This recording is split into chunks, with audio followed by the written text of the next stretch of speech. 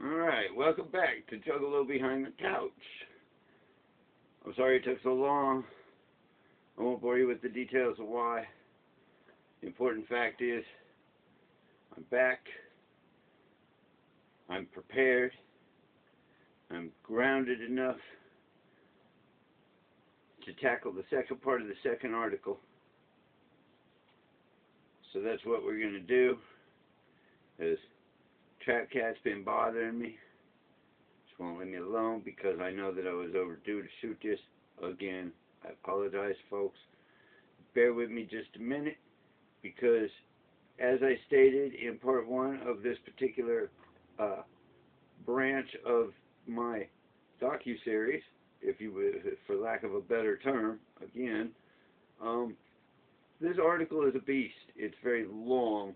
It's a lot of information to process, and I've rehearsed it, trying to make sure that I'm getting all of this right and not missing nothing, not misreading nothing. And look, most people will say, "Oh, if you got something important to do, where you gotta use brain and think and don't smoke no weed." Look, not this kid. That's when smoking weed helps me the most.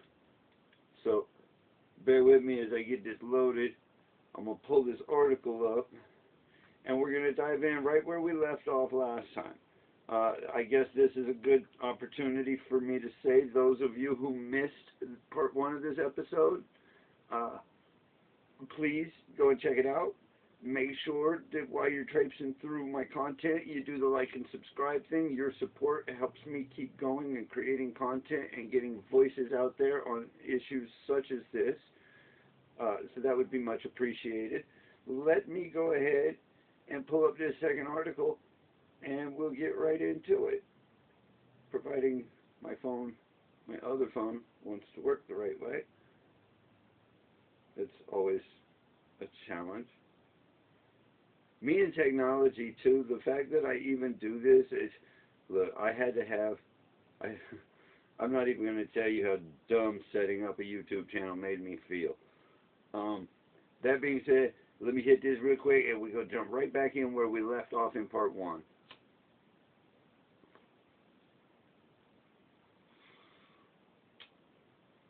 For those of you who caught part one, I highly recommend that you revisit it so you get refreshed on the first half of the article, because I'm not going to reread that. I'm just typing in right where we left off. We have a clinical definition of ADHD that is increasingly unanchored from what we're finding in our science. Let me make sure I'm starting in the right spot here, because I don't think I am. No, I'm not. Actually, yes, I was. Sorry, folks. I'm not even going to edit that out. Just bear with me. We have a clinical definition of ADHD that is increasingly unanchored from what we're finding in our science. Added Sonuga Bark. I apologize if I butchered your name. Sonuga Bark suggested further that ADHD is not a static or easily definable or objectively measurable condition. That's not what Martine Hugman, sound familiar from the first article, the chair of the Enigma ADHD Working Group, and her team suggested in a 2017 paper funded by the National Institute of Health and published in the Lancet Psychiatry, a peer-reviewed Elsevier journal. I don't know exactly what that is, but I find it odd that it's peer-reviewed and this got past Martine Hugman's peers. Maybe they were in on it. Purely speculation. I don't want to go there. I'll let you draw your own conclusions. After years of academic chatter about potential physical differences in the brains of people with ADHD diagnoses, Hugman and her team compared the cortical volumes of ADHD diagnosed subjects with those of a control group. While Tough indicated their data showed the opposite to be true, Hugman and her team originally stated, now remember this is back in 2017, we confirm with high-powered analysis that ADHD patients truly have altered brains, i.e. that ADHD is a disorder of the brain. This is a clear message for clinicians to convey to parents and patients, which can help to reduce the stigma of ADHD and get a better understanding of it. This way, it will become just as apparent as for major depressive disorder, for example, that we label ADHD as a brain disorder. Also, finding the most pronounced effects in childhood provides a relevant model of ADHD as a disorder of brain maturation delay. Now, I'm going to pause there because that's a lot to take in.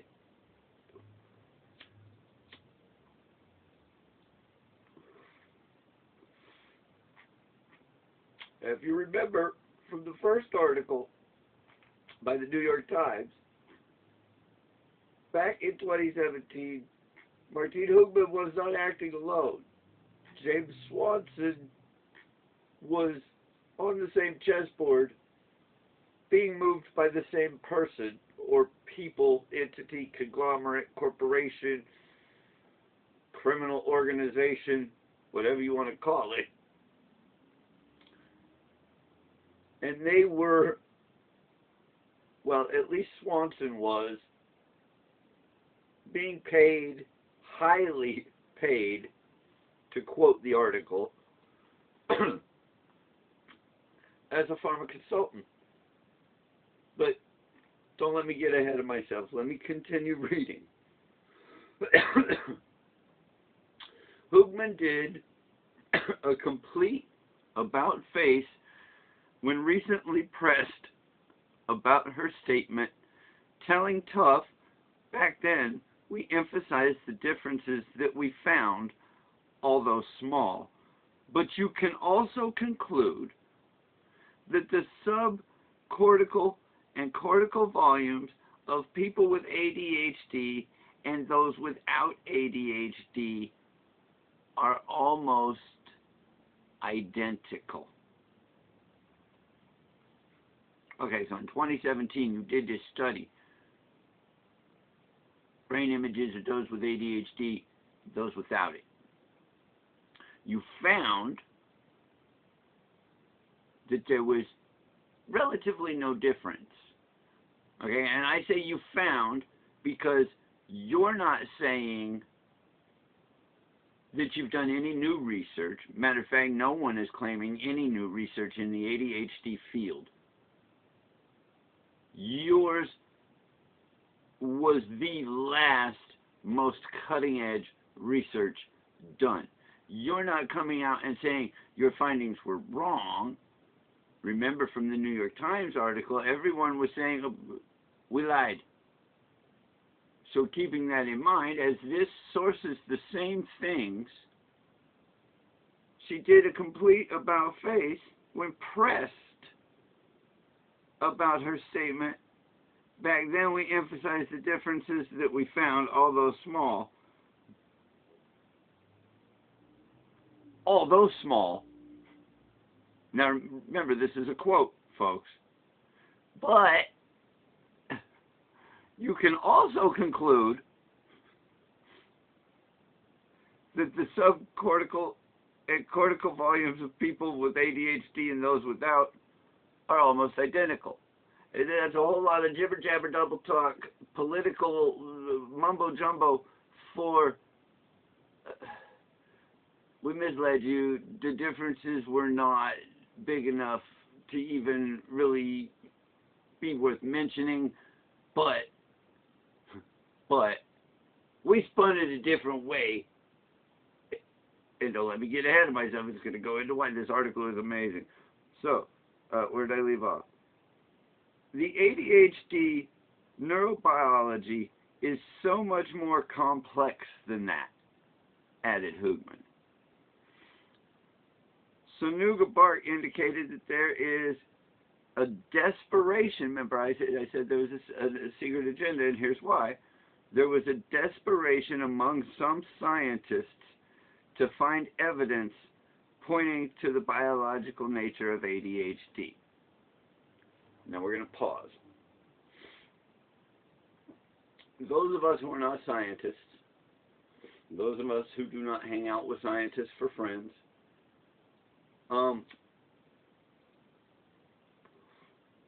we're still educated people, and at the very least we watch The Big Bang Theory, and we get an inside glimpse and enough knowledge to know that there is only one thing that would concern a scientist in a scenario like that, and that's funding running out. The scientist does not care about the patient. They're so disconnected, there's not even an issue for the scientist. The scientist cares about something else. And whatever that something else is, financial funding is always at the root of it. So when that paragraph says there's a desperation among some scientists to find evidence pointing to the biological nature, a desperation is because the money was coming from Big Pharma. And Big Pharma was pressing an agenda that would allow them to medicate millions of American children with amphetamines, legally and with parental consent. The article goes on. In the field, we're so frightened that people will say it doesn't exist, said Sanuga Bark, that this is just bad parenting from the right, or this is just a product of our post-industrial society from the left. We have to double down because we're terrified of what will happen to the kids who can't get the meds. We've seen the impact they can have on people's lives.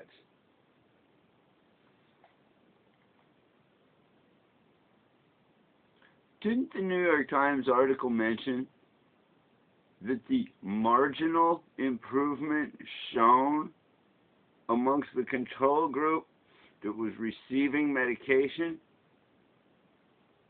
only lasted for 36 months? Your panic was not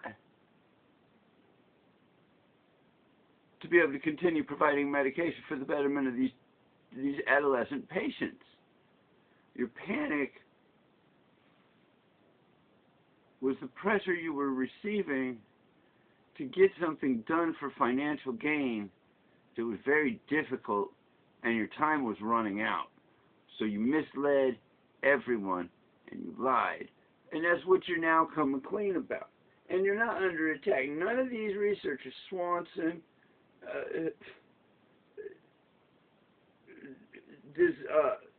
Bark, Hoogman, I'm not attacking none of y'all. I'm highlighting what you did and what you're doing now as the backbone for my content, because as a Ritalin child, back when all of this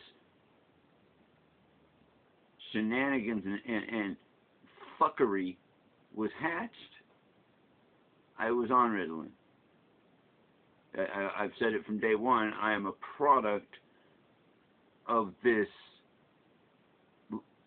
lunacy, this criminal activity, and that's what it is. Let's face it, if I was out on the streets doing this exact same shit to push drugs on people that I knew were bad for them, I'd get locked up.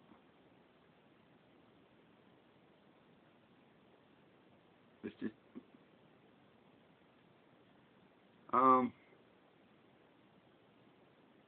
the well-documented overdiagnosis and overtreatment of ADHD in children and adults is troubling on its face, but far worse when considered in light of Sanuga Bark's understanding that ADHD diagnoses are purely subjective and effectively unfalsifiable. Swanson's admission that ADHD treatment doesn't help in the long run, and Hoogman's admission that there is not a biological signature for the supposed disorder. Now that right there just sums up, wraps up, and ties with a neat little bow on it everything I just broke down.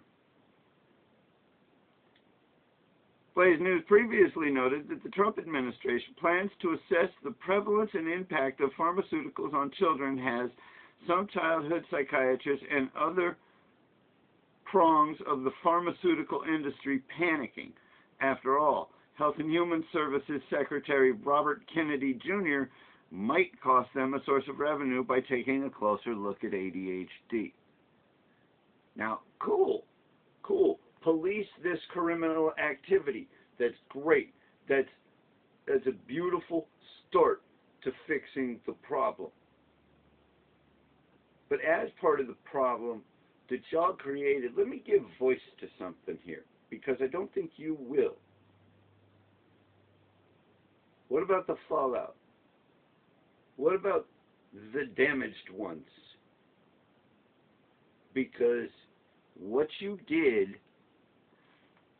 wasn't just wrong ethically, legally, morally.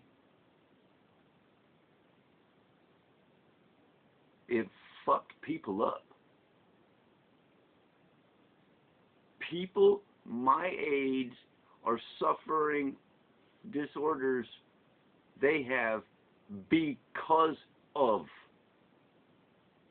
the mistreatment of ADHD for financial gain. And that is the biggest reason that I am reaching out to Swanson, Hugman, and Bart and asking for an interview. I think giving that to me and the people and themselves is something they owe. So again, the invitation is there. That is the end of the second article.